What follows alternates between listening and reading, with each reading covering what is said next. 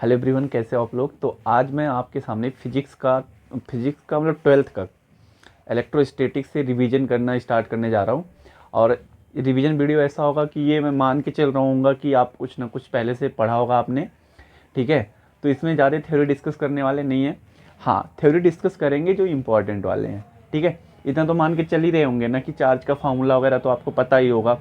उसके न्यूमेरिकल कैसे आते हैं एग्ज़ाम में, चाहे आप सीबीएसई बोर्ड के हों या यूपी बोर्ड के हों, दोनों लोगों के लिए वीडियो पूरा हेल्पफुल होगा। हिंदी प्लस इंग्लिश दोनों यूज होने वाले हैं, ठीक है। तो मैं यहाँ पर इस लेक्चर में मैं कवर करूँगा आपके फोर्स, जितने भी मतलब फोर्स निकालने का तरीका और चार्ज के बारे में और इलेक्ट्रिक फील्ड के बारे में इसी वीडियो में कवर करने वाले हैं, न्यूमेरिकल के साथ साथ। और जितने भी प्रॉब्लम आपको हो रही है शायद ये वीडियो देखने के बाद अब इलेक्ट्रोस्टैटिक में वो प्रॉब्लम आपको नहीं होंगी। और इसी वीडियो में हम कवर करेंगे गॉस लॉ, ठीक है, जो हमारे उसके एप्लीकेशन है, ज़्यादा इंपॉर्टेंट तो उसके एप्लीकेशन है, ठीक है। तो वो सब हम इस वीडियो में कवर कर रहे होंगे, ठीक है। तो यहाँ पर मैं पहले से कुछ आपको मतलब लिख के रखूँगा ताकि वीडियो ज़्यादा बड़ा ना हो, बस आपको रिवीजन पॉइंट ऑफ व्यू के लिए से वो समझ में आना चाहिए, ठीक है। तो चलिए स्टार्ट करते हैं। आज का हमारा पहला रिवीजन वीडियो है, ठीक है। चलो तो स्टार्ट करते हैं अपने पहले टॉपिक से, कूलॉम्स लॉ, ठीक है। क्या होता है कूलॉम्स लॉ? इन्होंने अपना एक लॉ दिया था इलेक्ट्रोस्टैटिक, जो कि सबसे मतलब इम्पॉर्टेंट भी है और इन्हीं से हम सारा क्वेश्चन करने वाले हैं। तो इसके पहले हम थोड़ा चार्ज के बारे में बात कर लेते हैं। चार्ज क्या होता है? तो आपने पढ़ा होगा 10th में भी कि हम चार्ज को कैसे दिखाते हैं, क्यू से। और क्यू इक्वल टू क्या होता है, एक तो फॉर्मूला आपने पढ़ा है एन और एक फॉर्मूला क्या पढ़ा है, आई टी, ठीक है। ये फॉर्मूले दो पढ़े हैं आपने, Q equal to N Q equal to I T. ये और चार्ज कौन सी क्वांटिटी होती है ना, वही जो आप जानते हैं स्केलर क्वांटिटी होते हैं। हिंदी में क्या कहेंगे इसे, अदिश राशि। अब ये हमें बेसिक फॉर्मूले पता चल गए। अब जो क्योंकि कूलॉम्स लॉ है ये फोर्स के बारे में बताता है, और बेसिकली फोर्स कौन से, अट्रैक्शन और रिपल्सन। इसमें फोर्स कितने टाइप के होते हैं, दो टाइप के होते हैं, फोर्स अट्रैक्शन और रिपल्सन, ठीक है। अट्रैक्शन फोर्स किसे कहते हैं, वही जब अगर मान लो दो चार्ज सेम टाइप के आ गए, मैं क्या बोल रहा हूँ, दो चार्ज सेम टाइप के आ गए, तो वहाँ पर जो आपको फोर्स लगेगा वहाँ पर कौन सा फोर्स लगेगा, रिपल्सिव फोर्स लगेगा, ठीक है। अगर चार्जेज अपोजिट आ गए, यहाँ पर चाहे प्लस हो या माइनस हो, सेम टाइप के अगर हैं तो क्या होगा, अट्रैक्ट करेगा। और अगर चार्ज डिफरेंट आ गए, दैट मीन्स या प्लस या माइनस प्लस, तो क्या करेंगे, रिपेल करेंगे। इस केस में फोर्स किधर लगेगा, इस पे देखोगे तो इधर लगेगा, इस पे देखोगे तो इधर लगेगा। इस केस में क्या लगेगा, इस पे फोर्स इधर, मतलब ये दोनों एक दूसरे को क्या करेंगे, अट्रैक्ट करेंगे। तो फोर्स क्या होगी, इसमें अट्रैक्शन और रिपल्सन दोनों होंगे। हिंदी में क्या कहोगे आप, आकर्षण प्रतिकर्षण, ठीक है। जो दूर कर रहा हो प्रतिकर्षण, जो पास में ला रहा हो उसे क्या बोलेंगे, आकर्षण। तो हिंदी और इंग्लिश मतलब सीबीएसई और यूपी बोर्ड दोनों के लिए है, इसलिए मैं दोनों में बता रहा हूँ, कहीं दिक्कत ना आए आपको। तो अब स्टार्ट करते हैं। यहाँ से पता चलेगा कि हमें अगर चार्ज है तो उस पर कौन से फोर्स लगेंगे, अट्रैक्शन या तो रिपल्सन।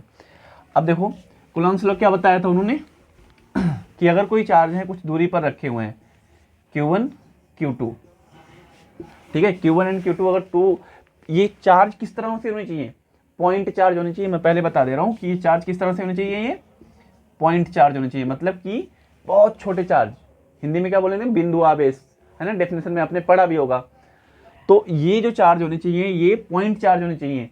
अगर मैं बोल रहा हूँ कि कोई 5 kg का मास है, उस पर इतना चार्ज है, तो न्यूटन्स का लॉ वहाँ पर, या फोर्स निकालने का तरीका वहाँ पर नहीं लगेगा, ठीक है। इसके लिए हम अलग से बात करेंगे कि उस पे जो फोर्स लगेगा उसके लिए हम क्या पढ़ने वाले हैं।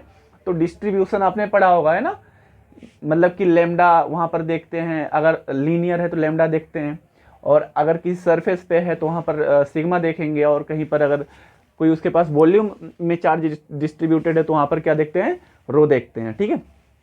तो यहाँ पर कूलॉम्स लॉ केवल अप्लीकेबल है पॉइंट चार्ज के लिए। अब बताया क्या उन्होंने कि अगर मान लो दो चार्ज r डिस्टेंस पर रखे हुए हैं, एयर में मान लो या वैक्यूम में मान लो। ये क्यों बोल रहा हूँ, क्योंकि इसका भी इफेक्ट पड़ने वाला है अगर चार्ज को हम किसी माध्यम में रख देंगे तो, ठीक है। तो ये चार्ज इस, देखो यहाँ पर कोई हमने साइन नहीं लिया है, लेकिन हमें पता है कि साइन आने से कौन से आकर्षण होगा, प्रतिकर्षण होगा। तो 2 पॉइंट आवेश के बारे में क्या बताया कूलॉम्स ने, कि जो फोर्स लगता है वो इन दोनों आवेश, ये इन दोनों चार्ज के प्रोडक्ट की क्या होता है, डायरेक्टली प्रोपोर्शनल होता है। एंड इनके बीच की जो डिस्टेंस होता है उसके स्क्वायर के इन्वर्सली प्रोपोर्शनल होता है। ठीक है, यही तो आप पढ़ते हो ना। फोर्स क्या होता है? डायरेक्टली प्रोपोर्शनल दोनों चार्ज के मल्टीपल के, और उनके बीच की जो रेडियस डिस्टेंस होती है उसके स्क्वायर के इन्वर्सली प्रोपोर्शनल। अब इन दोनों को आप इक्वेट करोगे तो क्या लिखोगे? Q1 Q2 by R square. बोलो यार इतना समझ में आया कि नहीं आया? F is directly proportional Q1 Q2।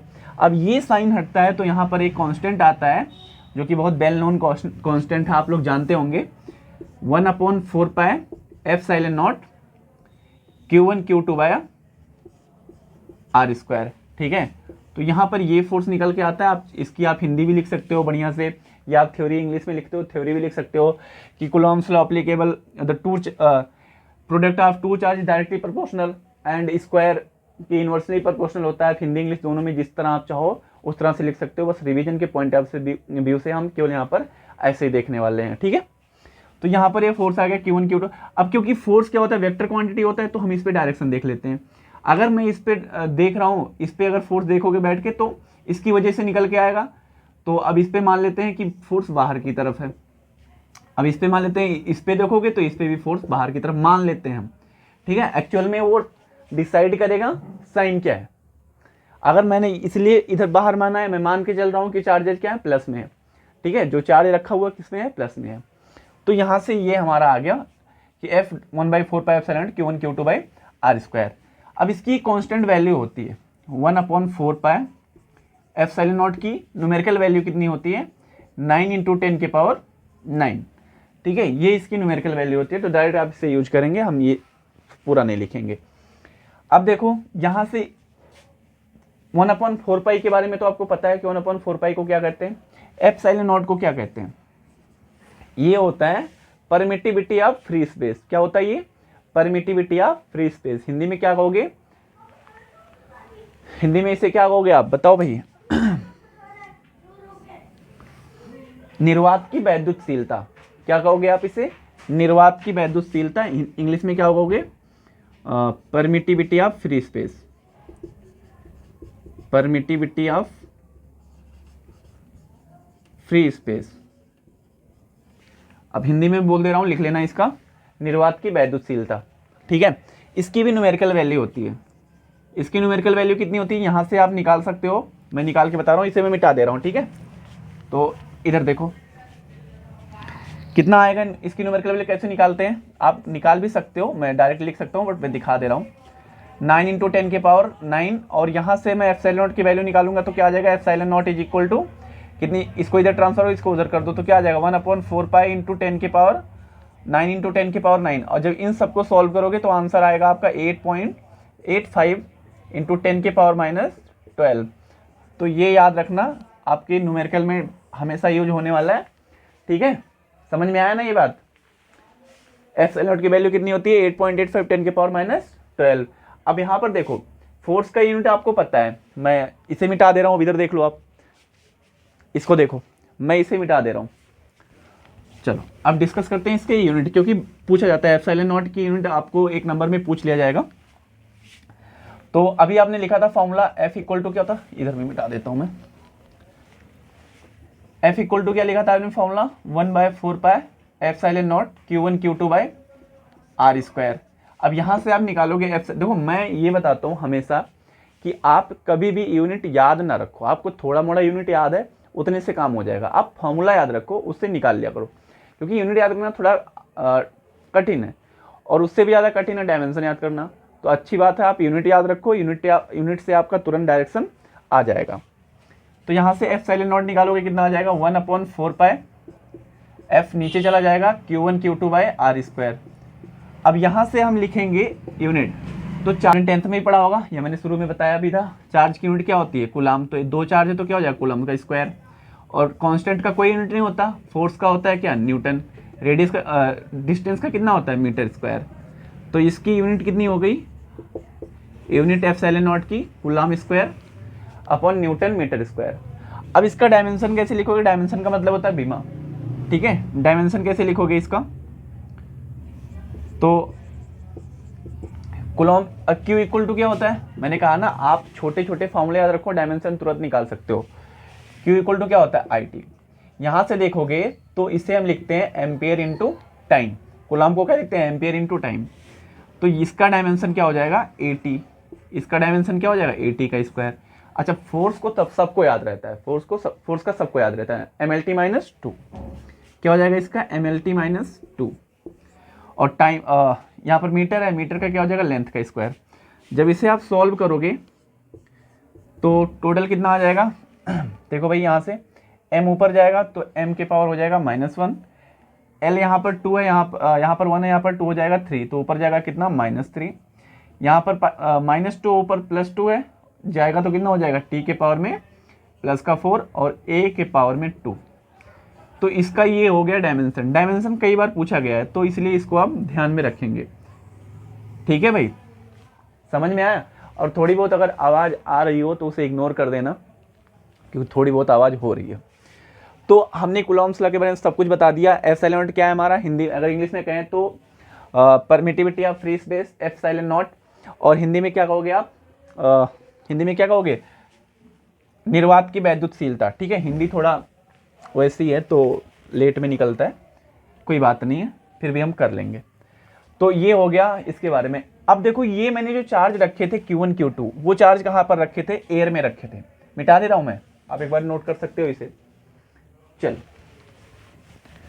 तो अब यहाँ पर फोर्स के बारे में डिस्कस करते हैं थोड़ा सा, और उसके बाद हम एक न्यूमेरिकल लेंगे, और जितने भी न्यूमेरिकल बन सकते हैं एक ही क्वेश्चन में मैं बता दूंगा, और भी 1-2 क्वेश्चन करवा देंगे। देखो ध्यान से, अभी जब मैंने ये प्रूफ किया था Q1, थोड़ा स्पीड है क्योंकि रिवीजन वीडियो है तो ऐसे ही रहेगी, r डिस्टेंस पे रखा हुआ है। यहाँ पर मैंने माना था कि ये क्या है, यहाँ पे मैंने एयर मान लिया है। एयर के केस में आपका जो फॉर्मूला आता है F इक्वल टू के, मैं उसको कहूँ, चलो अच्छा अभी वही लिखता हूँ, 1/4 pi epsilon naught Q1 Q2 by r square. ठीक है, ये हमारा यहाँ पर फॉर्मूला आया था जब यहाँ पर बीच में क्या था, एयर था। अब मैं ये बोल रहा हूँ कि यहाँ पर एयर ना रख के कोई हम ऐसी मीडियम में रखते हैं। अब यहाँ पर मैंने मीडियम बोला है, इसका मतलब आप खुद सोचो कि अगर इसके बीच में मैं कोई ऐसा मीडियम रख देता हूँ, ठीक है, तो इनके बीच लगने वाला फोर्स जो होगा क्या होगा। मैं ये नहीं पूछ रहा कितना होगा, मैं ये पूछ रहा हूँ कितना हो जाएगा, आई मीन कम होगा या ज़्यादा होगा, मैं उसकी वैल्यू नहीं पूछ रहा। तो ऑब्वियसली कि इसमें अभी ये फोर्स Q1 Q2 सेपरेटेड है तो इस पर डायरेक्ट फोर्स लग रहा है, लेकिन इसके बीच में अगर कुछ डाल देंगे तो फोर्स क्या हो जाएगा, कम हो जाएगा। अब वो फोर्स कितना कम होता है वो हम देखते हैं। मैं मान लेता हूँ कि जो मैंने मीडियम यहाँ पर इंसर्ट किया है, या किसी मीडियम में मैंने इसे आवेश को डाल दिया है। ठीक है, तो इसे मैं फिर से लिख देता हूँ एक बार कि जो ये चार्ज है Q1 Q2 ये किसी मीडियम में रखा हुआ है। ठीक है, r डिस्टेंस पे, और उस मीडियम की डाइलेक्ट्रिक कांस्टेंट k है। कंफ्यूज मत होना, डाइलेक्ट्रिक कांस्टेंट अच्छा होता क्या है अभी सुन लो। डाइलेक्ट्रिक कांस्टेंट क्या होता है कि मटेरियल की प्रॉपर्टी होती है, वो हर एक मटेरियल की पहले से फिक्स है, आपको गिवन होगा, या मान उसे आपको याद नहीं करना है, बस ये अगर बोल देता है किसी मीडियम में रखा है तो उसमें थोड़ा सा फॉर्मूला चेंज आ जाएगा, उस फॉर्मूले को हम देख लेते हैं। ठीक है, तो एयर के लिए जो उसकी वैल्यू होती है 1 होती है, इससे डिनोट किससे करते हैं, के से। ठीक है, डाइलेक्ट्रिक कांस्टेंट को किससे डिनोट करते हैं, के से। और सभी मीडियम के और सभी जितने भी मटेरियल होंगे उनके लिए क्या होगा, के की वैल्यू ज़्यादा होगा, के मतलब 1 से ज़्यादा होगा। अब यहाँ पर जो फोर्स लिखते हैं, अगर किसी मीडियम में रख दिया जाए चार्ज को, तो जो फोर्स हो जाएगा, मैं m लिखता हूँ मीडियम को, कितना हो जाएगा वो 1/4 pi epsilon naught Q1 Q2 by r square. Q1 Q2 by कितना हो जाएगा, r स्क्वायर, और यहाँ पर क्या हो जाएगा, k। ठीक है, यहाँ पर क्या हो जाएगा, k, नीचे डिवाइड हो जाएगा वो। और इसे प्रूव भी कर सकते हैं कैसे होगा, बट इतना जानने की जरूरत नहीं है हमें। ठीक है, बोलो यार, समझ में आ गया ना ये। अब यहाँ पर कभी कभी बुक में ऐसे भी लिख देते हैं, एप्सिलॉन नॉट के को हटा के रिप्लेस कर देते हैं किसे, एप्सिलॉन से। किसे, एप्सिलॉन से। अब एप्सिलॉन क्या है, ये परमेबिलिटी है किसका, किसी मीडियम का।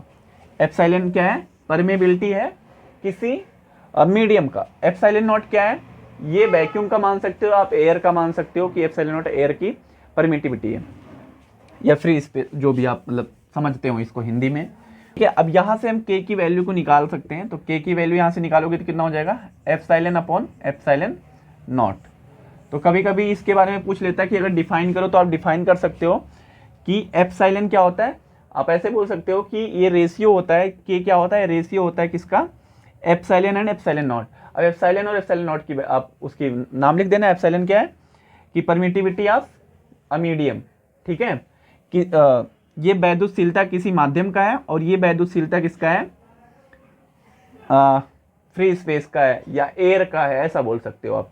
इंग्लिश में क्या बोल सकते हो, the ratio of permittivity of any medium या मीडियम और परमिटिविटी ऑफ फ्री स्पेस, दोनों के रेशियो को हम क्या बोलते हैं, डाइलेक्ट्रिक कांस्टेंट। के को क्या बोलते हैं हम, डाइलेक्ट्रिक कांस्टेंट, डाइलेक्ट्रिक कांस्टेंट, ठीक है। हिंदी में क्या बोलते हैं इसे, लिख देता हूं मैं, प्रवैद्युतांक,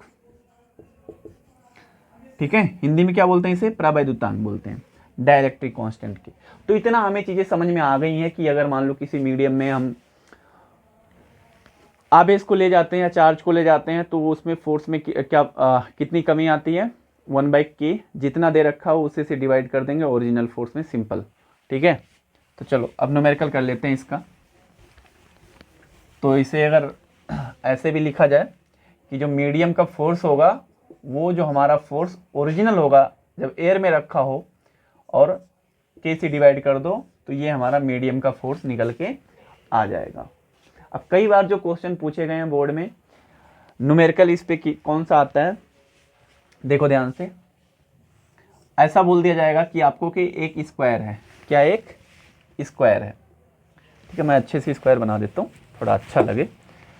चलो मैं ये मान लेता हूँ कि ये स्क्वायर है आपका और इस स्क्वायर पे चार्ज दे रखा है, ठीक है, क्यू चार्ज दे रखा है।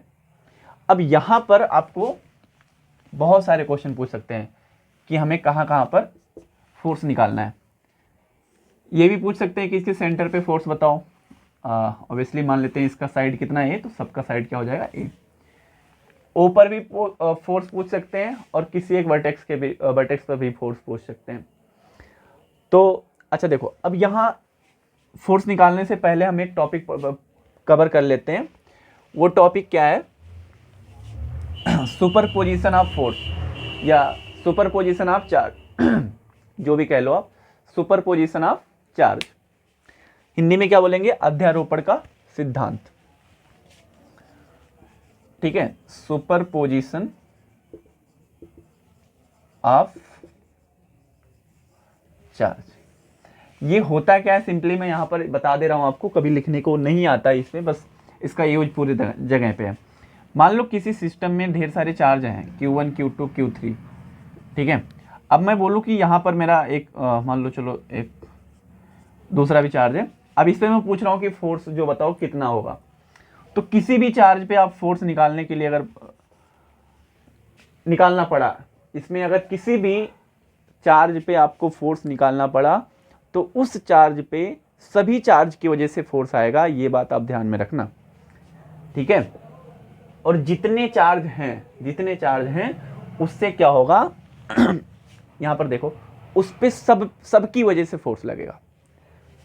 तो अगर मैं यहां पर लिखूं, अच्छा फोर्स क्या होता है, वेक्टर क्वांटिटी, तो वेक्टर फॉर्म में लिख लेते हैं। अगर मैं इस पे देखूंगा तो इसकी वजह से भी फोर्स लगेगा, इसकी वजह से भी फोर्स लगेगा, इसके से और इसके से। तो अगर मैं Q5 पे देख रहा हूं तो मैं उसे लिख देता हूं, या 1 पे चलो पहले देख लेते हैं, तो आ जाएगा F1 plus F2 plus F3 और क्या आ जाएगा प्लस F4। तो ये आप ध्यान में रखना कि जितने चार्ज होते हैं, जितने आवेश होते हैं, उससे एक टर्म कम फोर्स का लिखते हैं। जैसे यहाँ पर कितने हैं, 4। तो अगर मान लो मैं इस पॉइंट पर देखूं, किसी कोई सा रैंडम पॉइंट ले लो, इस पॉइंट पर अगर देख रहे हैं, तो अगर मैं इस पे फोर्स लिखूंगा तो इसकी वजह से भी फोर्स लिखना पड़ेगा हमें, इसकी वजह से भी फोर्स, इसकी वजह से भी फोर्स लिखेंगे। टोटल कितने चार्ज हैं, 4। और कितने टर्म लिख रहे हैं हम फोर्स के, 4, सॉरी 3, एक कम लिखेंगे हमेशा, ठीक है। और ये मैंने वेक्टर फॉर्म में, तो यही होता है हमारा सुपरपोजिशन ऑफ फोर्स। अब वेक्टर फॉर्म में लिखा है तो मतलब कि इसे जब हम हटाएंगे तो कुछ एंगल ले लेंगे जिस दिशा में या जिस डायरेक्शन में फोर्स लग रहा होगा। तो अब इस क्वेश्चन से वो बातें हम डिस्कस कर लेंगे, क्लियर कर लेंगे कि सुपर पोजिशन ऑफ फोर्स या चार्ज जो होता है वो कैसे लगाएंगे। तो अगर मैं मान लो सेंटर पे मेरा एक कैपिटल क्यू रखा हुआ है और सेंटर पे हमें पूछ रहा है कि इस जो स्क्वायर है इसके सेंटर पे हमें फोर्स बता दो, तो वो कितना हो जाएगा। अगर मैं नाम दे देता हूँ ABCD, अगर मैं O पर या कैपिटल क्यू पर सब चार्ज निकालूंगा तो सबकी वजह से आएगा। अब कितना आएगा, अब 5 हो गए तो कितने टर्म लिखेंगे हम, 4 टर्म। ठीक है, तो ये बात आप याद रखो यार, जितने चार्ज होते हैं उससे एक कम टर्म हम लिखेंगे किसमें, फोर्स निकालने के लिए। तो यहां पर देखोगे तो ये क्योंकि ये भी प्लस है ये भी प्लस है तो क्या लगे, कौन सा फोर्स, रिपल्सन फोर्स आएगा। क्या आएगा, FA आएगा। और अगर इस पे देखोगे तो इधर आएगा इसका फोर्स कितना, FB। और इस पे देखोगे तो इधर आएगा एक फोर्स कितना, FC। और इस पे देखोगे तो कितना आएगा एक फोर्स, FD।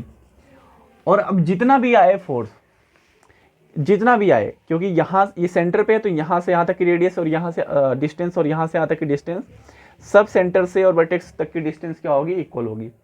तो अगर मैं किसी के लिए फोर्स लिखते हो, मान लो, चलो मान लेता हूँ कि यहाँ से इसकी डिस्टेंस स्मॉल d है, वो मैं बता रहा हूँ क्यों नहीं निकाल रहा स्मॉल d। तो आप फोर्स क्या लिखोगे, के मतलब 1/4πε0। ठीक है, अब यहाँ पर क्या हो जाएगा, Q capital Q by D square. अब क्योंकि इसका डायरेक्शन किधर है, इधर है, और जब इसके लिए लिखेंगे तो इसका डायरेक्शन किधर हो जाएगा, इधर हो जाएगा। तो यहाँ पर सारे फोर्स की वैल्यू क्या है, इक्वल आने वाली है। तो ये क्या हो जाएंगे, आपस में कैंसिल हो जाएगा। तो यहाँ पर F नेट मतलब एट पॉइंट O कितनी आ जाएगी, इसकी वैल्यू 0 आ जाएगी। समझ में आया बात। तो हमें सुपरपोजिशन का यूज या हम जो अध्यारोपण पढ़ते हैं उसका यूज ऐसे क्वेश्चन में करते हैं, ट्रायंगल होल। अब इस पे कई सारे क्वेश्चन, ट्रायंगल, रेक्टेंगल, ठीक है, और स्क्वायर, हेक्सागन, कहीं पर सवाल बना सकते हैं। अब इस पे एक जगह और पूछा जाता है किसी वर्टेक्स पे, तो वो मैं बताता हूँ वर्टेक्स पे कैसे निकालेंगे। देखो ध्यान से, यही क्वेश्चन है हमारा, ए साइड A है, सब पे चार्ज कितना है, Q, नाम दे दिया ABCD। अब देखो, जब इस पे देखोगे तो एक फोर्स B की वजह से आएगा, तो मैं इस पे मान लेता हूँ कि आ गया हमारा कितना, FB। और जब इस पे देखेंगे D की वजह से तो एक फोर्स हमारे नीचे आएगा, FD। ये मैं डायरेक्शन कैसे, वही प्लस प्लस तो क्या करेगा, रिपेल करेगा, प्लस माइनस है तो क्या करेगा, अट्रैक्ट करेगा। और इसकी वजह से भी एक फोर्स आएगा। तो जो फोर्स की डायरेक्शन होती है, अच्छा, जो हम फोर्स की डायरेक्शन दिखाते हैं, जैसे ये डायरेक्शन मैंने दिखाया है, तो फोर्स कहीं भी लग सकता है, लेकिन जो ये चार्ज होते हैं, जो लाइन ज्वाइन करते हैं, जो चार्ज लाइन ज्वाइन करते हैं, उसी के लाइन में फोर्स लगेगा। ठीक है, या तो अपोजिट, या तो उसी डायरेक्शन में, या तो चार्ज की डायरेक्शन में लगेगा। ठीक है, कहीं और नहीं बना सकते हम। ये कन्फ्यूजन होती है कि कहाँ पर दिखा दें डायरेक्शन। तो शायद इसके बाद आपको दिक्कत नहीं होने वाली है। इस वीडियो में कहीं भी ऐसा कुछ आपको लगे कि नहीं समझ में आ रहा है तो आप उसे पूछ भी सकते हैं। ठीक है, मैं कमेंट में आप डाल देना, मैं बता दूंगा आपको। चल, तो यहाँ पर फोर्स मैं नाम देता हूँ FC। अब क्योंकि ये कितना है, 90 डिग्री पर, तो इसके बीच का एंगल कितना हो जाएगा,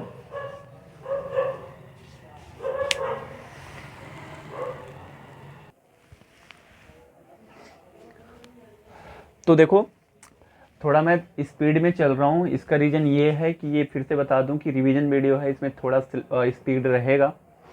चलो मैं थोड़ा स्लो बोलने की कोशिश करता हूँ, स्पीड। तो देखो मैंने ये बोला कि इनके बीच का एंगल कितना हो जाएगा, ये तो 90 है, और ये और FB और FD जो फोर्स हैं इनके बीच का एंगल 90 है, तो ये बीच से है तो ये कितना हो जाएगा 45, और ये एंगल कितना हो जाएगा 45। जैसे हमने वेक्टर में पढ़ा था कि अगर दो वेक्टर किसी थीटा एंगल पे होते हैं तो उसका रिजल्टेंट कैसे लिखते हैं, तो ध्यान से देखो, मैं क्योंकि यहाँ पर वो ज़रूरत पड़ेगा। तो ये मान लो A है, ये वेक्टर B है। अब ये किसी बीच के एंगल थीटा है, तो इसका रिजल्टेंट कहाँ आएगा, ऐसे आएगा। ठीक है, ये मान लो रिजल्टेंट वेक्टर है तो ये इधर ही आएगा। तो क्या लिखते थे 11th में, बताओ, R is equal to vector A का स्क्वायर प्लस वेक्टर B का square plus 2AB cos theta. ठीक है, A और B के बीच का एंगल क्या लिखते थे, 2AB कॉस थीटा। समझ में आ गया ये बात। अब इसे याद रख लेना, आप, मैं मिटा दे रहा हूँ, आप इसे क्या कर लेना, आप याद रख लेना। जो यहाँ पर मैंने फॉर्मूला लिखा है R is equal to root of A square plus B square plus 2ab cos theta, क्योंकि इसका हम यहाँ पर यूज करने वाले हैं। फोर्स क्या होता है, वेक्टर क्वांटिटी होता है, तो वेक्टर के सारे रूल अप्लाई कर सकते हैं हम। लेकिन हम यहाँ पर क्या करते हैं, कंपोनेंट करेंगे। कंपोनेंट आपको पता है ना, कौन से, वही जो 11th में आपने पढ़ा था, या आपने इतना तो, आप बोर्ड एग्जाम आने वाला है इतना तो पढ़ ही लिया होगा। तो एफ बी का कंपोनेंट करेंगे, एक कंपोनेंट हमारा किधर आएगा, इधर आएगा, और वो वाला कितना होगा भाई, एफ बी का क्या हो जाएगा हमारा कॉस 45, और इसका एक कंपोनेंट मैंने इधर कर दिया, एक कंपोनेंट किधर करेंगे, इसके परपेंडिकुलर, इस वेक्टर के परपेंडिकुलर, तो किधर आएगा हमारा, ये इधर आएगा, कितना हो जाएगा एफ बी का साइन 45।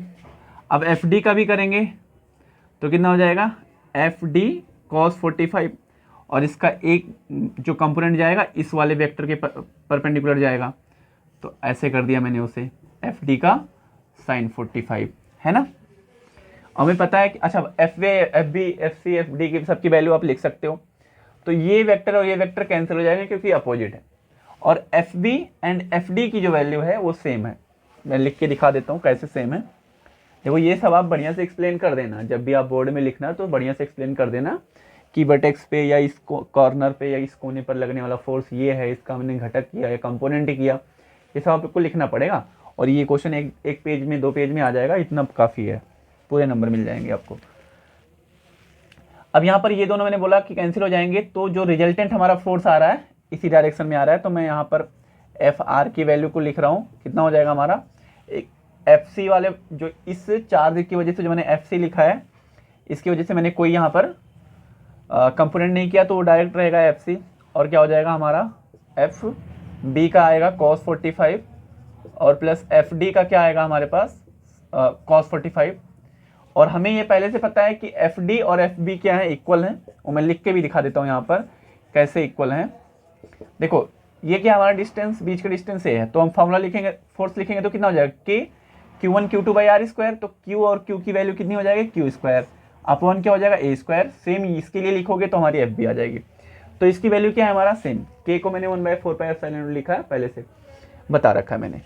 अब देखो एफ सी जब लिखोगे तो इनके बीच की डिस्टेंस चाहिए हमें, अब कितना हो जाएगा, ये ए है ये ए है, तो ये कितना हो जाएगा √2a, ठीक है, कितना हो जाएगा √2a। तो अब यहाँ पर रखोगे आप, तो एफ आर की वैल्यू एफ सी कितनी हो जाएगी, अब लिखो भाई डायरेक्ट, मैं डायरेक्ट लिखने जा रहा हूँ यहाँ पर, के Q1 Q इंटू क्यू कितना हो जाएगा Q square upon R, R कितना है √2a का whole square, plus F B लिखा है सामने, एफ बी और एफ डी की वैल्यू तो कितनी होती है K Q square upon A square, cos 45 की वैल्यू कितनी होती है 1/√2, और यहाँ पर क्या आ जाएगा सेम। अच्छा ये दोनों सेम है तो मैं 2 से मल्टीप्लाई कर दे रहा हूँ, ठीक है, उम्मीद है कि समझ गए होंगे। अब यहाँ पर इसे थोड़ा सॉल्व कर लो, कितना आ जाएगा F R is equal to K Q square upon √2, जब स्क्वायर ओपन करोगे तो ये कैंसिल हो जाएगा, यहाँ पर आएगा ए स्क्वायर, और यहाँ पर इसे कैंसिल कर दोगे तो ये आ जाएगा √2, और यहाँ पर क्या आएगा के Q square upon A square और √2। यहाँ से हम कॉमन क्या कर सकते हैं, जो कॉमन हो कॉमन ले लो, हमारा आंसर आ जाएगा के Q square upon A square, और आंसर क्या बचेगा 1/2 प्लस √2।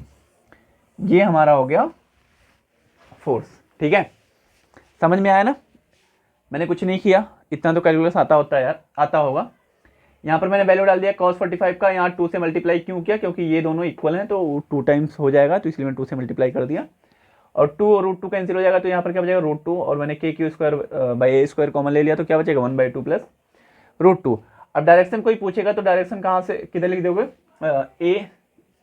AC2A, ठीक है, ये इसका डायरेक्शन हो जाएगा। तो स्क्वायर के क्वेश्चन में 2 तरह से क्वेश्चन बन सकते हैं, या तो उसके सेंटर पे निकलवाए या किसी वर्टेक्स पे निकलवाए। सेंटर पे निकलवाएगा तो अगर फोर्स सेम है तो वैल्यू आपको पता है कितना आने वाला है, 0 आने वाला है। अगर डिफरेंस होता है तो कुछ आएगा, और नॉर्मली जब भी सेंटर पे पूछा जाएगा स्क्वायर के केस में तो इक्वल चार्ज देते हैं, ठीक है, तो उस केस में आप निकाल सकते हो। अगर नहीं भी देते हैं तो यही लगने वाला है, आप कंपोनेंट कर लेना या रिजल्टेंट वाला फॉर्मूला लगा लेना जो आप मैंने बताया था, ठीक है, आएगा आंसर सेम। तो इस केस में यही हो सकता है। अब ट्रायंगल कि देखो ट्रायंगल में समझा देता हूँ, क्योंकि अभी इस फोर्स पे 2 क्वेश्चन करवाने हैं, और उसके बाद इलेक्ट्रिक फील्ड इस पे हम करेंगे। तो ध्यान से देखो, रेक्टेंगल पे भी क्वेश्चन पूछ लेते हैं कभी कभार, सॉरी ट्रायंगल पे, और जो एक क्वेश्चन और पूछते हैं वो मैं बताता हूँ अभी आगे आपको। ये मान लो हमारा ए है, बी एंड सी। थोड़ी आवाज़ आ रही होगी यार, मैनेज कर लेना, क्योंकि अभी 10:30 11 बजने वाले हैं रात के, इस टाइम पे शूट कर रहा हूँ, तो अभी लोग आ जा रहे हैं इसलिए आवाज़ होगी, लेकिन कोई बात नहीं है, रिवीजन अब कर सकते हैं ऐसे थोड़े बहुत आवाज़ के साथ भी। चलो यहाँ पर क्या है, मैंने चार्ज डाल दिया क्यू, सब पे सेम ले लिया। यहाँ पर सेंटर भी पूछ सकते हैं। अब पहले मैं सेंटर का केस लेके दिखाता हूँ आपको। चलो मैंने मान लिया यहाँ पर मैंने एक कैपिटल क्यू रख दिया, तो इस केस में फोर्स किधर आएगा, अब मान लो ओ पॉइंट ले लिया, तो इस केस में फोर्स हमारा किधर आएगा, इधर आएगा। वो कितना होगा, एफ ए। और इसकी वजह से देखोगे तो एक फोर्स इधर आएगा, वो कितना होगा, एफ बी। अब इस केस में देखोगे, सॉरी इसकी वजह से देखोगे तो फोर्स किधर आएगा, नीचे आएगा, कितना हो जाएगा वो, एफ सी। अब आपको करना क्या है, सिंपल, यहाँ पे करना कुछ नहीं है, बस इनका रिजल्टेंट फोर्स निकालना है आपको। अब वो रिजल्टेंट फोर्स कैसे निकालना है, सबसे पहले तो यहाँ पर हमें क्यू पॉइंट, जो ओ पॉइंट पर इंडिविजुअल फोर्स लिखने हैं। अब उस क्यू पॉइंट पर इंडिविजुअल फोर्स लिखने के लिए हमें सारे वर्टेक्स से और सेंटर तक की डिस्टेंस पता होनी चाहिए, लेकिन ये मैंने माना है कि ये हमारे सबके साइड क्या है, इक्वल है। इसका मतलब ये क्या होगा, इक्विलेटरल ट्रायंगल हो गया, हिंदी में कह सकते हैं समबाहु त्रिभुज हो गया, ठीक है। और इसके, अब इसका मतलब अगर इक्विलेटरल ट्रायंगल है तो इसके सारे एंगल कितना होंगे, 60 होंगे। अब क्योंकि ये इसके मिड से जा रहा है, बीच से जा रहा है, तो ये एंगल कितना हो जाएगा, 30 हो जाएगा। अब क्योंकि अब मैं अगर मान लो इस पर परपेंडिकुलर डाल देता हूँ तो ये कितना हो जाएगा, a/2। मैं आपको ये यहाँ से यहाँ तक की डिस्टेंस निकालना सिखा रहा हूँ, ये बहुत इंपॉर्टेंट है, बहुत। ट्रायंगल का क्वेश्चन आ गया तो गलती हो जाती है, बस डिस्टेंस नहीं निकाल पाते हैं। तो ध्यान समझ लो कि मैंने इस पर क्या डाला, एक परपेंडिकुलर डाला, तो ये पूरा a था तो a/2 हो जाएगा। अब क्योंकि ये एंगल 30 है और ये हमें, ये एंगल पता है और ये हमें चाहिए, तो यहाँ से क्या लगा सकते हो, बोलो भाई। कॉस लगाने पे मिलेगा, कॉस थीटा इक्वल टू क्या होता है, बेस अपॉन हाइपोटेनियस, तो बेस और हाइपोटेनियस मिल जाएगा। चलो तो कितना, cos 30 इक्वल टू कितना हो जाएगा, बेस की वैल्यू कितनी है, a/2, और हाइपोटेनियस हमें निकालना ही है, कितना, AO। तो AO यहाँ से निकालो तो इधर चला जाएगा, तो AO इज इक्वल टू कितना आएगा, a/2 cos 30। अब cos 30 की वैल्यू कितनी होती है बताओ, 2 इंटू cos 30 की वैल्यू कितनी होती है, √3/2, ठीक है, √3/2, तो 2 से 2 कैंसिल हो जाएगा, क्या आ जाएगा आंसर, a/√3।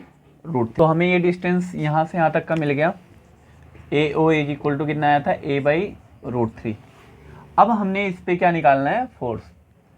तो अब मैं अगर यहाँ पर लिखूँ कि O पॉइंट पर A की वजह से जो फोर्स आएगा, मैं उसे नाम दे रहा हूँ FA, मतलब ये वाला फोर्स, ये वेक्टर लगाया हूँ मैंने, इसका मतलब कि अभी हमें इसका कंपोनेंट करना पड़ेगा, या आप जो फॉर्मूला बताया था रिजल्टेंट फोर्स वाला, रिजल्टेंट वेक्टर वाला, उससे निकालोगे। तो कितना हो जाएगा, FA इक्वल टू, सिंपल है ना, KQ/R², तो यहाँ पर Q इंटू कैपिटल Q है हो जाएगा, और R² मतलब a/√3, तो कितना हो जाएगा, इसका मैंने स्क्वायर कर दिया तो ये 3 ऊपर चला जाएगा, तो कितना हो जाएगा, 3KQ capital Q upon a²। तो ये हमारा होगा FA, सेम होगा FB और सेम होगा FC, क्योंकि डिस्टेंस तो सेम है ना। बस हमें यहाँ पर रिजल्टेंट लिखना थोड़ा कॉम्प्लिकेटेड होता है, लेकिन कोई बात नहीं, अब नहीं होगा। अब यहाँ पर हमें पता है कि इसके बीच का एंगल कितना होता है, 120 होता है, और हमें पता है कि अगर दो फोर्स ऐसे लग रहे हैं, मान लो दो फोर्स ऐसे लग रहे हैं, तो उनका रिजल्टेंट फोर्स इसी के बीच में होगा ना। मान लो ये हमारा दो फोर्स है, तो इनका रिजल्टेंट फोर्स कहाँ होगा, इसी के बीच में होगा। तो अगर ये दोनों फोर्स लग रहे हैं तो इसका रिजल्टेंट कहाँ पर आएगा, बीच में आएगा। तो मैंने इन दोनों के लिए मैंने माना है कि जो हमारा फोर्स आएगा उसे मैं नाम दे दिया AB, ठीक है, उसे मैंने क्या नाम दे दिया, AB।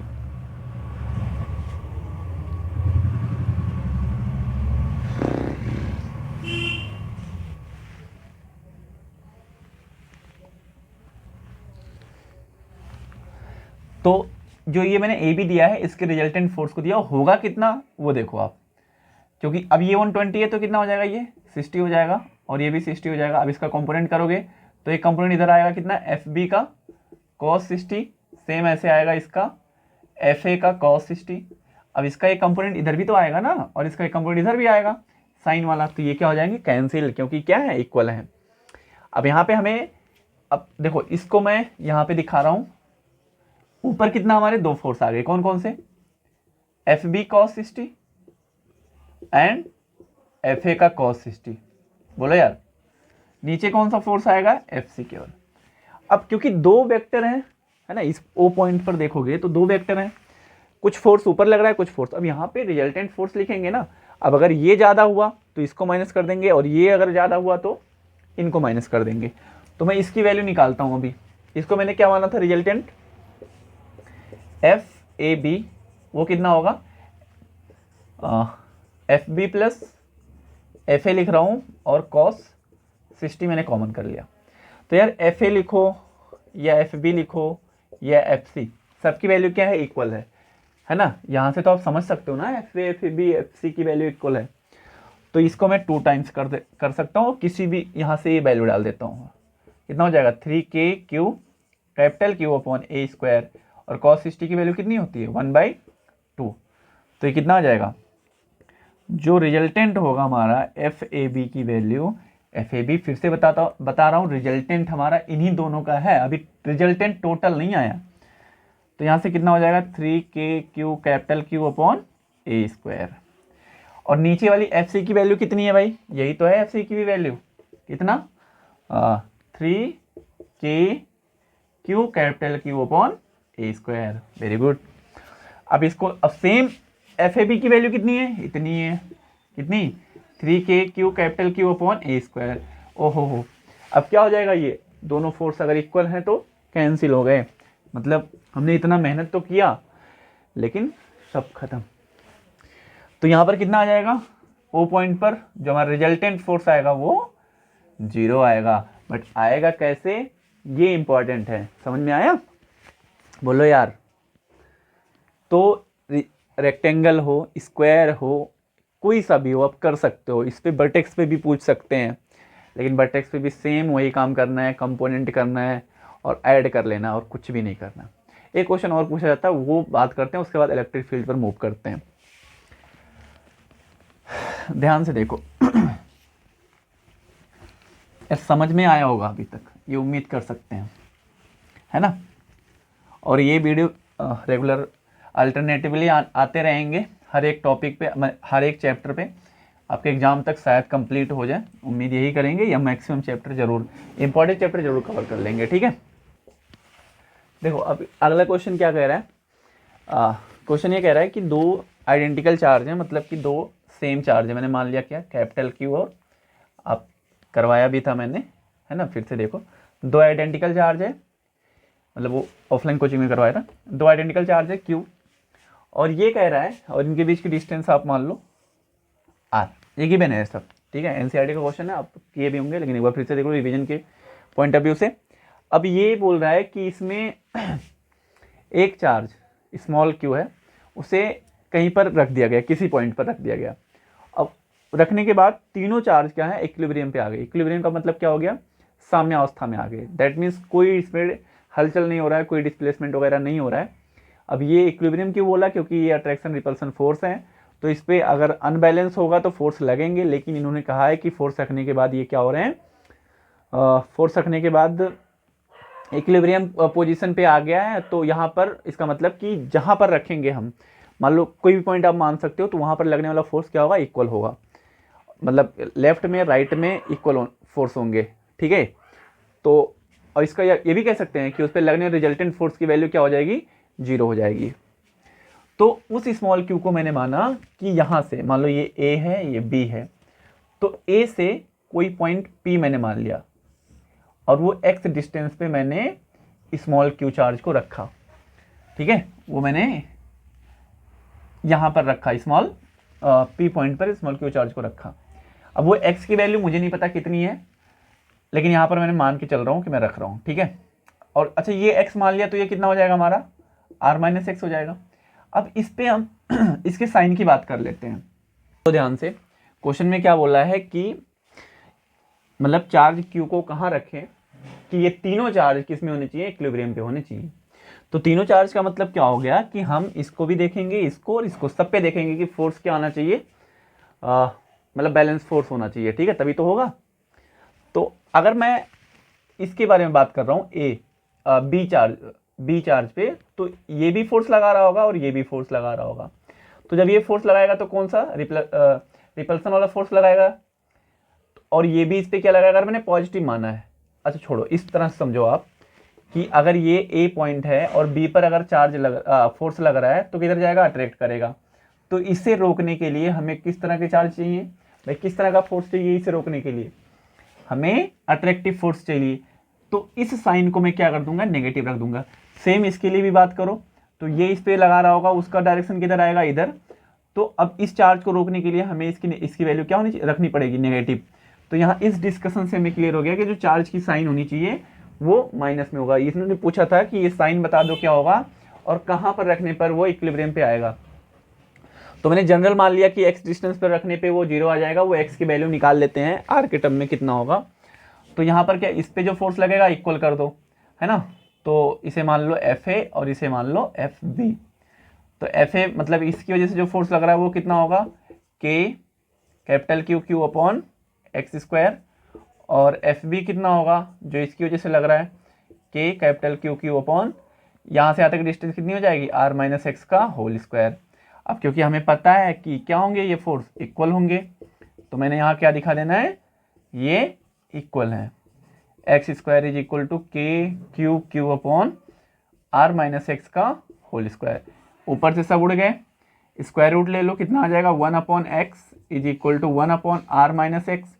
इसे सॉल्व कर लोगे तो कितना आ जाएगा, इधर जाएगा इधर जाएगा, तो R minus X is equal to X, और x उधर जाएगा तो x की वैल्यू कितनी आ जाएगी भाई, R/2।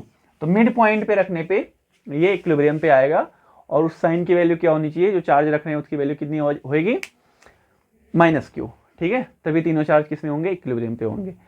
तो मैंने यहाँ पे इतने डिस्कशन कर लिया, तो शायद फोर्स के सारे टॉपिक, सारे न्यूमेरिकल आप करके आओगे, मुझे पूरा उम्मीद है। अब बात करते हैं इलेक्ट्रिक फील्ड, और हिंदी में उसका नाम है वैद्युत क्षेत्र, ठीक है। इलेक्ट्रिक फील्ड और वैद्युत क्षेत्र, यहाँ से एक डिस्कशन हमें एक जो अभी तक ये समझ बस हम रट रहे थे कि फोर्स अट्रैक्ट करता है, रिपेल करता है, तो यहाँ से हमें वो चीज़ दिख जाएगा कि हाँ कैसे अट्रैक्ट करता है, कैसे रिपेल करता है, ठीक है। तो आप अगर नोट्स बना रहे हैं तो हेडिंग डाल सकते हैं आप, क्या, electric field. Electric field Hindi में क्या लिखोगे आप, वैद्युत क्षेत्र, ठीक है। नाम से ही क्लियर होगा कि फील्ड है तो कुछ फील्ड के बारे में बात करना होगा, ऑब्वियसली फील्ड के बारे में बात करेंगे। तो इलेक्ट्रिक फील्ड होता क्या है, एक बार तो मैं डेफिनेशन बता देता हूँ, डेफिनेशन आप सुन लो, नोट कर लो। तो अगर कोई चार्ज है, ठीक है, अगर मान लो कोई चार्ज है Q, अब मैंने एक क्या करना है, इसके बारे में हमें नहीं पता कुछ, ये चार्ज कैसा है, तो हम क्या लेकर आएंगे, एक टेस्ट चार्ज लेकर आएंगे। हिंदी में क्या कहेंगे इसे, धन परीक्षण आवेश, जो आपको लिखना है बोर्ड में। आप इंग्लिश में क्या कहोगे, आप टेस्ट चार्ज लेकर आओगे, वो ऑलवेज पॉजिटिव होता है टेस्ट चार्ज, ठीक है। तो उस चार्ज को लाएंगे तो हमें यहाँ पे लाने पर, कहीं पर हो सकता है कि इसके नज़दीक में, हो सकता है इससे थोड़ा दूर पे, हमें कुछ ना कुछ उस चार्ज पे फोर्स लगेगा, या तो अट्रैक्शन फोर्स लगेगा या तो रिपल्सन फोर्स लगेगा। तो जिस फील्ड में ये फोर्स लगना शुरू होगा, जिस फील्ड में ये फोर्स लगना शुरू होगा, उसे क्या बोलेंगे, इलेक्ट्रिक फील्ड बोलेंगे। समझ में आ गया बात। तो इसे आप लिख सकते हो, अगर किसी आवेश को या किसी चार्ज को हम इनफाइनाइट से किसी चार्ज के नज़दीक लाते हैं, तो उस पर हमें क्या होगा, एक या ऐसा बोल सकते हो कि किसी चार्ज को इनफाइनाइट से हम ऐसे फील्ड में लाते हैं, किसी फील्ड में लाते हैं, अगर वहाँ पर हमें अट्रैक्शन या रिपल्सन फोर्स का अनुभव हो या हमें फील होता है, तो हम क्या लिख सकते हैं, इसका मतलब क्या है वो, कि इसे हम इलेक्ट्रिक फील्ड कहते हैं, ठीक है। क्लियर हो गया होगा, कई तरीकों से बता दिया मैंने, ठीक है। तो फील्ड क्या है, किसी का भी एक फील्ड है, जैसे हमारा भी एक फील्ड होता है, ठीक है। तो ऐसे चार्ज का भी एक फील्ड होता है भाई। चल, अब यहाँ पर चार्ज कितने टाइप के होते हैं? 2 टाइप के होते हैं। अब इलेक्ट्रिक फील्ड लाइन की बात कर लेते हैं, ठीक है। इलेक्ट्रिक फील्ड का डेफिनेशन पता चल गया क्या होता है, कि जब कोई चार्ज को हम अनंत से लाते हैं किसी ऐसे माध्यम में जहाँ पर, या किसी ऐसे मीडियम में जहाँ पर कोई चार्ज पहले से मौजूद होता है, अगर वहाँ पर हमें अट्रैक्शन या रिपल्सन का अनुभव हो रहा हो, अट्रैक्शन या रिपल्सन फील हो रहा हो, तो हम कहेंगे this is the electric field, ठीक है। अब इलेक्ट्रिक फील्ड है किसकी वजह से होता है, तो उसका रीजन ये है कि चार्ज से हम एक इलेक्ट्रिक फील्ड लाइन बनाते हैं। क्या बनाते हैं हम? एक इलेक्ट्रिक फील्ड लाइन बनाते हैं, जो कि इमेजिनरी लाइन होती हैं। ये लिखा गया है डायरेक्ट साफ साफ कि वो क्या होते हैं, इमेजिनरी लाइन होती हैं। तो ये माना जाता है या ये कहा जाता है कि चार्ज से, जो पॉजिटिव चार्ज होते हैं उससे इलेक्ट्रिक फील्ड लाइन, ये लाइन जो निकल रही हैं, इसे हम बोलते हैं क्या? इलेक्ट्रिक फील्ड लाइन निकलती हैं। पॉजिटिव चार्ज से क्या होता है? इलेक्ट्रिक फील्ड लाइन निकलती हैं। और नेगेटिव से क्या होता है? इलेक्ट्रिक फील्ड लाइन पास पास आती हैं, ठीक है भाई, बोलो यार। तो यहाँ पे नेगेटिव पे क्या होगा? जो इलेक्ट्रिक फील्ड लाइन क्या होंगी?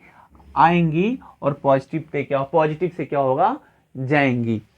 अब यहाँ पे आप देखो, अगर इसी दोनों को आप देखोगे तो समझ में आ जाएगा कि क्यों अपोजिट चार्ज अट्रैक्ट करते हैं। तो इसका सिंपल आपको दिखेगा यहाँ पर कि जो ये पॉजिटिव चार्ज है ये यहाँ से निकल रहा है और ये किसके पास जा रहा है? ये लाइन किसकी तरफ जा रहा है? नेगेटिव की तरफ जा रहा है। तो इसीलिए अपोजिट चार्ज क्या करते हैं? अट्रैक्ट करते हैं। समझ में आ गया बात? अब अगर यहीं पर आप देखो, ध्यान से इधर देखो, इसके बगल में एक और पॉजिटिव ले लेता हूं, पॉजिटिव के प्लस क्यू चार्ज। तो यहां से क्या होगा? इससे भी इलेक्ट्रिक फील्ड लाइन निकलेंगी। बोलो यार, यहां से भी निकलेंगी, क्योंकि मैंने पहले ही बता दिया चार्ज की ये प्रॉपर्टी होती है कि पॉजिटिव से निकलेगी, नेगेटिव की तरफ जाएगी। अब सेम चार्ज में रिपल्सन क्यों होता है? ये देखो, तो ये दूर फेंक रहा है, ये लाइन को क्या कर रहा है? दूर कर रहा है। और ये भी लाइन को दूर कर रहा है। तो भाई ऑब्वियसली ये क्या करेंगे? कहेंगे नहीं तुम भी जाओ, तुम भी जाओ। तो क्या होगा? झगड़ा करेंगे, है ना? तो दूर जाएंगे, रिपेल करेंगे। तो इसीलिए क्या बोलते हैं, यहां से हमें ज्यादा क्लियर हो जाता है कि वो जो फोर्स लगते हैं वो कैसे रखते हैं, अट्रैक्शन और रिपल्सन। समझ में आया भाई? चलो इतना हमें समझ में आ गया। अब हम बात करते हैं किसकी? इलेक्ट्रिक फील्ड इंटेंसिटी, जो कि बहुत इंपॉर्टेंट है। यहां से और एक स्टेप बढ़ रहे हैं हम न्यूमेरिकल की तरफ। इलेक्ट्रिक फील्ड इंटेंसिटी, ठीक है, यहीं पर बीच में लिख लो आप, इंटेंसिटी, वैद्युत क्षेत्र की तीव्रता। किससे दिखाते हैं भाई? किससे दिखाते हैं? ई से, ठीक है। लिख सकते हो यार, वैद्युत क्षेत्र की तीव्रता। हिंदी इंग्लिश दोनों बोल रहा हूं ताकि दोनों बोर्ड के लिए समझ में आ जाए लोगों को। तो क्या बोलते हैं? इलेक्ट्रिक फील्ड इंटेंसिटी कितनी होती है, जो इलेक्ट्रिक फील्ड की वो वैल्यू कितनी होती है, वही है, ठीक है। उसे मेजर कैसे करते हैं, तो यहां पर वही लिखते हैं। तो सिंपल ई की वैल्यू जो होती है वो क्या होता है? F upon Q. जो भी फोर्स लग रहा है और जिस चार्ज को लेकर आ रहे हैं, जिस टेस्ट चार्ज को लेकर आ रहे हैं या धन परीक्षण आवेश को लेकर आ रहे हैं, उसी से हम क्या कर देंगे? डिवाइड कर देंगे। भाई समझ में आ गया ये बात? तो अब इसका यूनिट क्या होता है, क्योंकि हमेशा पूछा जाता है। तो फोर्स को किस में दिखाते हैं भाई? न्यूटन। और चार्ज को किस में दिखाते हैं? कूलाम में। तो क्या हो गया यूनिट? न्यूटन पर कूलाम। मैं बार बार बोलता हूं कि यार यूनिट ना याद रखो, कोई जरूरत नहीं है यूनिट याद रखने की, फॉर्मूला याद रखो। फॉर्मूले से आप यूनिट निकाल सकते हो, डायमेंशन निकाल सकते हो। लेकिन अगर डायमेंशन रटने में बैठ जाओगे तो भूल जाओगे। मैं लिख के दे सकता हूँ, भूल जाओगे। कॉन्सेप्ट याद रखो, फार्मूला याद रखो, फार्मूले से यूनिट याद रखोगे और यूनिट से डायमेंशन 1 मिनट में निकल जाएगा। अब मैं इसका अगर डायमेंशन पूछूं आपसे, तो न्यूटन का कितना होता है? अभी बताया था आपने, कितना? mLt माइनस 2 होता है। और कूलाम को क्या लिखते हैं? 80 लिखते हैं। अब सबको ऊपर भेज दो भाई, ये 2 है, सबको ऊपर भेजोगे क्या आ जाएगा? mLt minus 3a। तो ये हमारा हो जाएगा इसका डायमेंशन। 1 नंबर में पूछे जाते हैं, एप्सिलॉन नॉट की वैल्यू पूछी जाती है, और इसकी डायमेंशन 1 नंबर में आएगा, गारंटी है। 5 नंबर जो आते हैं ऑप्शनल या सीबीएसई में 15 शायद आते हैं, जो भी आते हो, उसमें क्या होगे? ये सब पूछे जाएंगे। चलो अब इसकी प्रॉपर्टी देख लेते हैं थोड़ी सी, क्योंकि इंपॉर्टेंट है। ठीक है, तो पहली प्रॉपर्टी डिस्कस करते हैं कि इलेक्ट्रिक फील्ड लाइन की। ठीक है, आप यहाँ पर हेडिंग भी डाल सकते हो कि इलेक्ट्रिक फील्ड लाइन की प्रॉपर्टी। ठीक है, अगर आता है थोड़ा बहुत भी इलेक्ट्रिक फील्ड से रिलेटेड थ्योरी आती है तो इसको लिख के आओ, आप पूरे नंबर मिल जाएंगे। ठीक है, कहीं कटने के चांस होंगे तो ये नंबर आपके भरपाई कर देगा। तो इलेक्ट्रिक फील्ड लाइन क्या होता है, हमेशा पॉजिटिव से क्या होंगे, निकलेंगे। पहला प्रॉपर्टी क्या है कि electric field line positive charge से बाहर की ओर निकलेगा। इलेक्ट्रिक फील्ड लाइन कहाँ निकलेगा, बाहर की ओर, और नेगेटिव से क्या होगा, अंदर की ओर आएगा। हाँ बिल्कुल, ठीक है भाई, बोलो यार, समझ में आ रहा है ना। पहली प्रॉपर्टी ये होगी पॉजिटिव से निकलेगा और नेगेटिव पे आ रहा होगा। दूसरी प्रॉपर्टी क्या है, आप लोगों ने भी पढ़ा है ना, क्या होगी दूसरी प्रॉपर्टी,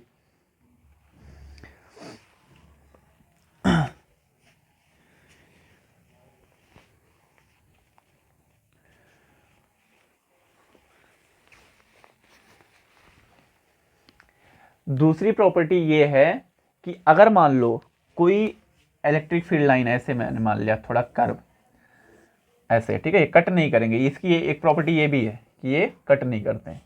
मैंने मान लिया कि ये हमारी इलेक्ट्रिक फील्ड लाइन है, तो अगर इस पे आप कहीं पर टेंजेंट खींचोगे, ठीक है, अगर कहीं पर भी इस पर टेंजेंट खींचोगे तो ये टेंजेंट हमें क्या बताता है, टेंजेंट का मतलब होता है स्पर्श रेखा। ठीक है, स्पर्श रेखा। तो ये टेंजेंट हमें बताता है कि जो हमारा क्यू नॉट है, क्यू नॉट का मतलब कि पॉजिटिव चार्ज, क्यू नॉट या पॉजिटिव चार्ज पर लगने वाले डायरेक्शन बताएगा, लगने वाले फोर्स की दिशा बताएगी। समझ में आया भाई। किसी भी इलेक्ट्रिक फील्ड पे, इलेक्ट्रिक फील्ड लाइन पर अगर हम टेंजेंट खींच देते हैं, क्या खींच देते हैं, टेंजेंट खींच देते हैं, तो उस पर क्यू नॉट या जो पॉजिटिव चार्ज है उस पे जो फोर्स लगेगा उसी डायरेक्शन में होगा, टेंजेंट की डायरेक्शन में। अब पॉजिटिव की निकाल लेते हैं तो भाई नेगेटिव की उसके अपोजिट होता है, तो ये बात याद रखना, अगर पॉजिटिव चार्ज है तो इधर, नेगेटिव आएगा तो उसके अपोजिट हो जाएगा, सिंपल। तो दूसरी प्रॉपर्टी ये हो गई।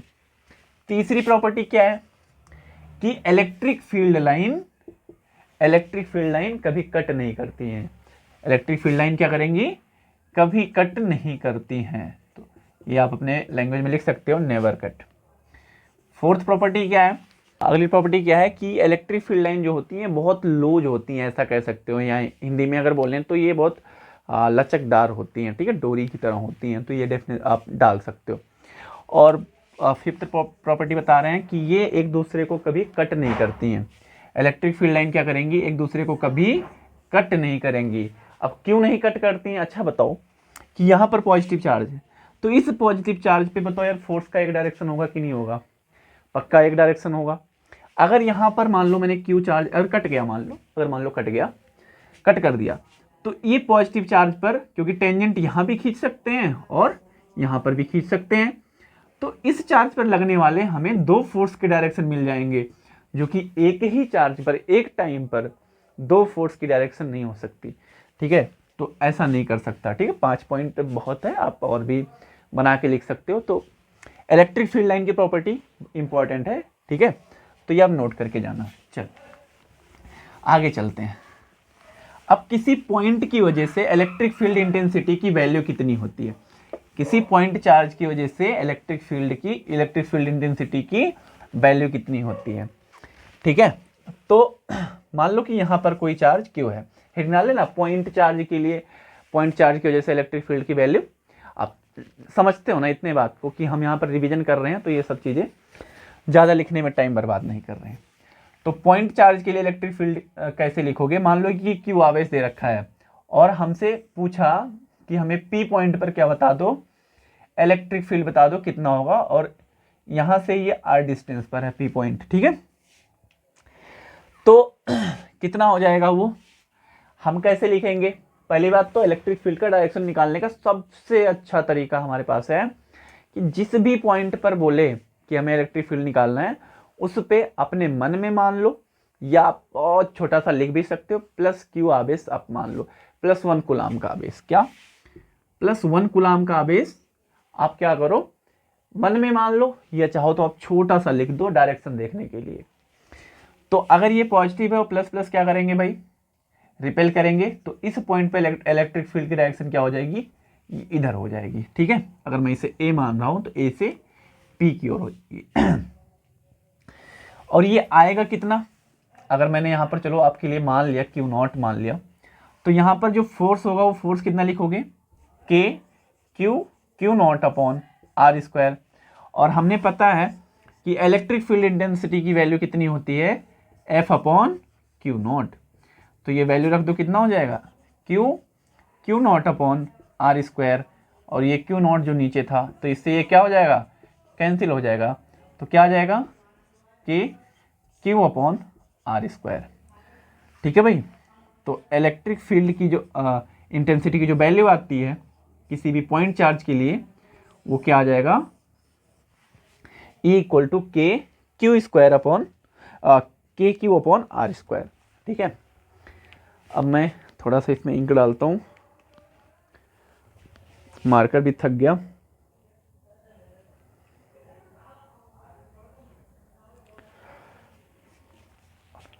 अगर आप रिवीजन कर रहे हो तो अच्छी बात है, अगर रिवीजन नहीं कर रहे हो तो आज से रिवीजन करना स्टार्ट कर दीजिए। ठीक है, क्योंकि अभी टाइम है बोर्ड एग्जाम में, तब तक आपका सब कुछ अच्छा हो सकता है। समझ में आया बात, चलो। तो ये हमारी इलेक्ट्रिक फील्ड की वैल्यू हो जाएगी किसी भी पॉइंट चार्ज के लिए। डायरेक्शन कैसे निकालना है ये मैंने बता दिया। चलो, यूनिट आपको पता ही है, न्यूटन पर कूलाम होता है। अच्छा, जैसे फोर्स प्रिंसिपल ऑफ सुपरपोजिशन को फॉलो करता है, दैट मीन्स अध्यारोपण का सिद्धांत, इसका क्या मतलब हो गया भैया, इसका मतलब ये हो गया कि ढेर सारे चार्ज हैं तो ढेर सारे फोर्स आएंगे बस। तो इलेक्ट्रिक फील्ड के केस में भी सेम होता है। अगर मान लो कि कुछ ढेर सारे चार्ज हैं तो उनकी वजह से अलग अलग इलेक्ट्रिक फील्ड इंटेंसिटी होगी। समझ में आया बात, बोलो यार। जैसे मान लो अगर उसका आप सुपरपोजिशन में लिखना चाहो तो आप क्या लिख सकते हो, E1 plus E2 plus E3। अब यहां पर कैसे लिखोगे आप, है ना, सेम फोर्स की तरह, कुछ भी नहीं करना है, बस आपको जहां पर निकालने को बोलेगा वहां पर मन में एक प्लस क्यू आवेश रख लेंगे डायरेक्शन पता करने के लिए, क्योंकि इलेक्ट्रिक फील्ड भी वेक्टर क्वांटिटी होती है, और जितने भी वेक्टर क्वांटिटी होते हैं सबके लिए डायरेक्शन इंपॉर्टेंट है। ठीक है, तो हम इसको सुपरपोजिशन की तरह लिख सकते हैं। बोलो यार, इस पे भी क्वेश्चन करवाते हैं एक दो, और देखते हैं फिर आगे कितना टाइम बचता है, उसके बाद स्टार्ट करेंगे अगला टॉपिक। चलो, यहां पर कुछ थोड़ा सा एक बात देख लो। अगर मैंने मान लो इलेक्ट्रिक फील्ड की डायरेक्शन हमारी इधर है, ठीक है, मान लो मेरी इलेक्ट्रिक फील्ड की डायरेक्शन इधर है, क्योंकि ये बात इंपॉर्टेंट है। तो अगर मैंने यहां पर मान लो प्लस क्यू वापस ले लिया, कितना प्लस क्यू चार्ज यहां पर ले लिया, तो इस पर लगने वाला फोर्स किधर होगा, इस पर जो लगने वाला फोर्स वो किधर होगा भाई, इधर होगा। और वो कितना होगा, अगर इलेक्ट्रिक फील्ड इंटेंसिटी ई है तो वो फोर्स कितना होगा भाई, क्यू इंटू ई। कितना होगा, क्यू इंटू ई। अगर प्लस है तो इसी डायरेक्शन में, अगर भैया माइनस है तो किस डायरेक्शन में, इस डायरेक्शन। ठीक है, बोलो यार, ये आप याद रखना, बहुत इंपॉर्टेंट है, बहुत ज्यादा। चलो आगे चलते हैं, नोट कर लिया होगा। अब इस पे भी एक दो क्वेश्चन कर लेते हैं। यहां पर भी फोर्स की तरह सारे क्वेश्चन बनते हैं। देख, क्वेश्चन एनसीईआरटी से जो है आपके एग्जाम में इंपॉर्टेंट भी है, इस क्वेश्चन को समझना। क्वेश्चन में ये बोला है कि इलेक्ट्रिक फील्ड की डायरेक्शन नीचे की ओर है, और एक कोई वर्षा की बूंद है। ठीक है, क्या है, कोई वर्षा की बूंदें हैं जिस पर उन्होंने बोला है कि नेगेटिव चार्ज है। क्या है, नेगेटिव चार्ज है, और इस पे इलेक्ट्रिक फील्ड नीचे की ओर है। इस केस में हमें ये बताना है कि इस पे फोर्स कितना लग रहा होगा, अगर ये जो इक्विलिब्रियम पे है, इक्विलिब्रियम का फिर से मतलब कि लगने वाला फोर्स क्या हो, अपोजिट डायरेक्शन में इक्वल होना चाहिए, या रिजल्टेंट फोर्स क्या होना चाहिए, 0 होना चाहिए। तो अगर मान लो कि ये जो बबल है, या बूंद बोल सकते हो इससे, इसका मास m है और इस पे नेगेटिव चार्ज है, तो इस पे इलेक्ट्रोस्टैटिक फोर्स किधर लगेगा भाई, ऊपर की ओर लगेगा। क्यों? क्योंकि इलेक्ट्रिक फील्ड की डायरेक्शन नीचे की ओर है। और कितना लगेगा ये भी मैंने बता दिया, F equal to Q into E. अच्छा, अगर ये इक्विलिब्रियम पे और इस पे मास है m, तो एक फोर्स और भी तो लगेगा इसे रोकने के लिए।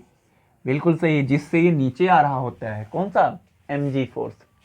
और यहाँ पर इन्होंने पूछा है कि इसका हमें क्या बता दो, इलेक्ट्रिक फील्ड बता दो। शायद मुझे पहले मैंने गलत बोल दिया था, फोर्स बोल दिया था, लेकिन कोई बात नहीं है, इसे गलती नहीं कहते। क्या हो जाएगा यहाँ पर, mg अपॉन q। और इलेक्ट्रॉन बोला है तो q की वैल्यू पता है, ग्रेविटी की वैल्यू पता है, यहाँ पर मास नहीं पता है। तो मास कैसे निकालोगे भाई, ये क्या होता है कि स्पेयर ही तो होता है, तो हम यहाँ से लगा लेंगे density is equal to mass per unit volume, और यहाँ से मास जो हमारा निकल के आ जाएगा डेंसिटी इनटू वॉल्यूम। और वॉल्यूम भी हमें पता है 4/3 पाई आर क्यूब, रेडियस दे रखा है, डेंसिटी भी दे रखा है। इन दोनों की वैल्यू रख के इसमें आप आंसर निकाल सकते हो। ठीक है, तो यही समझना था, बाकी ये तो आप निकाल ही सकते हो, डेंसिटी इनटू वॉल्यूम का मल्टीप्लाई कर देना है यार। चलिए, ये क्वेश्चन हो गया। एक और फेमस क्वेश्चन एनसीईआरटी का, जिसमें उन्होंने ये कहा है कि ये देखो ध्यान से, इस पे उन्होंने चार्ज देखा प्लस चार्ज है, ठीक है, गलती ना हो कहीं पर, देखना ध्यान से। और ये इस पे माइनस है, तो ऑब्वियसली इलेक्ट्रिक फील्ड की डायरेक्शन किधर है, नीचे की ओर होगा। अब इन्होंने कहा कोई चार्ज है Q, जिसे इन्होंने फ्रीली छोड़ दिया, इसके अंदर भेज दिया है। अब इसके अंदर इन्होंने क्या नेगेटिव चार्ज है, कौन सा चार्ज है, नेगेटिव चार्ज है, या बोलो इलेक्ट्रॉन है, जो भी इन्होंने बोला इंसर्ट में समझ सकते हो। यहाँ पर क्या बोला इन्होंने, कोई नेगेटिव चार्ज है, इसके अंदर इन्होंने छोड़ दिया है। तो ये जो इस चार्ज का पाथ होगा, वो उसका पाथ कैसा होगा, लीनियर होगा या पैराबोलिक होगा, कैसा होगा, तो वो पाथ हमें निकालना है। ध्यान से देखो, अब यहाँ पर इलेक्ट्रिक फील्ड नीचे की ओर है। मान लो आप चार्ज कहाँ पर पहुँचा, यहाँ पर है, क्यों, और ये नेगेटिव है, तो इस पर फोर्स किधर, अब इलेक्ट्रिक फील्ड इंटेंसिटी क्या है, इंक्रीज करता जाएगा जैसे जैसे आप आगे जाओगे। तो इस पर किधर फोर्स लगेगा, और पॉजिटिव होता नीचे की ओर लगता, तो इसका कैसे पाथ बनता फिर। अगर मैं ये बता रहा हूँ कि अगर ये पॉजिटिव होता तो इसका पाथ ऐसे जाके ऐसे बन जाता, बोलो यार। लेकिन ये क्या है, नेगेटिव है, तो इसका पाथ ऐसे ना जाके कैसे बनेगा, मैं थोड़ा दिखा देता हूँ सही से, ऐसे जाके ऐसे बन जाएगा। तो इससे हमें ये पता, ऐसे क्यों, देखो यहाँ पर तो फोर्स इधर, यहाँ पर भी फोर्स इधर, तो ऐसे बन जाएगा। अब ये हमें बताना है कि ये डिस्प्लेसमेंट बताना है कि वाई डायरेक्शन में कितना डिस्प्लेसमेंट हुआ है, ठीक है, या इसका पाथ निकालना है। तो अगर इस पे देखोगे तो वाई डायरेक्शन में फोर्स कितना लगेगा, एफ वाई की बात करें तो कितना फोर्स लगेगा, क्यू इंटू ई लगेगा, ठीक है। और इनिशियली रेस्ट से छोड़ा गया है, क्वेश्चन में बोल रखा है, परेशान मत होना इस बात के लिए। इनिशियली क्या रेस्ट से छोड़ा गया, तो इनिशियल वेलोसिटी इसकी कितनी हो जाएगी, 0। तो ऐसा कौन सा इक्वेशन है, इक्वेशन आप मोशन में आपने पढ़ा है कि वो पाथ डिस्प्लेसमेंट बताता हो, तो कौन सा है भाई, 2 इक्वेशन है, सेकंड और थर्ड। यहाँ पर मैं लगाऊंगा सेकंड इक्वेशन, क्या हो जाएगा, y इक्वल टू, सॉरी वैसे होता है s, ठीक है, चलो लिख देता हूँ पहले, s इक्वल टू कौन सा लगाएंगे, ut plus half A T square, और इनिशियल वेलोसिटी क्या बोला है, 0, तो ये हो जाएगा रेस्ट पे, मतलब कि ये टर्म पूरा 0 हो जाएगा, ये आ जाएगा हाफ ए वाई डायरेक्शन में एक्सेलरेशन निकालेंगे हम, और टी स्क्वायर, और इसको मैं बोल दूंगा, एस को बोल दूंगा वाई, क्योंकि ये डिस्टेंस हमें क्या माना है, वाई माना है। अब ये सब हमें एक्सेलरेशन भी निकालना है और टाइम भी निकालना है, तो कैसे निकालोगे, देखो अगर फोर्स लग रहा है तो एक्सेलरेशन जरूर पता कर लेंगे, कैसे निकालोगे, F Y equal to Q E, और क्या होता है, एम ए भी होता है, बोलो यार, तो कितना हो जाएगा, क्यू इंटू ई, तो यहाँ से ए की वैल्यू कितनी हो जाएगी, क्यू ई अपॉन एम, तो यहाँ से हमें क्या मिल गया, एक्सेलरेशन। अब हमें क्या चाहिए, टी चाहिए, टी कैसे निकालोगे, बोलो भाई, टी कैसे निकालोगे, के लिए हमें क्या पता होना चाहिए, डिस्टेंस पता होना चाहिए। अच्छा, क्वेश्चन में ये भी इन्होंने बोला था, मैंने बनाया नहीं, कि इसकी लेंथ कितनी है, जो ट्यूब है इसकी लेंथ कितनी, एल, और इन्होंने, मैं ये मान लेता हूँ कि जब ये चल रहा है तो इसके एक्स डायरेक्शन में वेलोसिटी कितनी है, ये मान लेते हैं वी एक्स है, कितनी है भाई, वी एक्स। तो यहाँ से यहाँ तक चलने में वो टाइम लगा, वही टाइम हमें चाहिए, क्योंकि यही तो हमें चाहिए डिस्टेंस, टाइम यहाँ से यहाँ तक वही उतने में ऊपर चला जाएगा वो। तो टाइम कैसे निकालोगे, हमें पता है ना डिस्टेंस इज इक्वल टू क्या होता है, आपने पढ़ा है ना, S is equal to D by T, speed is equal distance upon time. तो टाइम क्या हो जाएगा, डिस्टेंस, डिस्टेंस की वैल्यू कितना हो जाएगा एल, और स्पीड मैंने मान लिया जो भी एक्स डायरेक्शन में जिस स्पीड से जा रहा हो, तो टाइम पता चल गया।